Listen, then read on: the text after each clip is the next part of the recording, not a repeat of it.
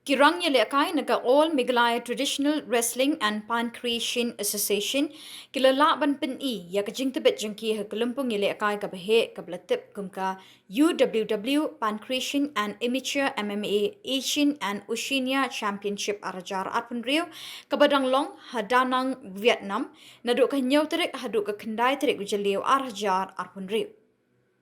Kadgum ke kerwak bala pak dekat senjuk yang lekai lai tu bekiran arngut kena lekai na Meghalaya ke bala mikmat ya keri India kini kerensan bekan thup yu Francis R.R. Songthiang haga thup senior bahan riu riu kilo bat uban kerlang merthong haga thup ki bahapo arpau snem hapo kejingalam jong uba di Rani kumo coach.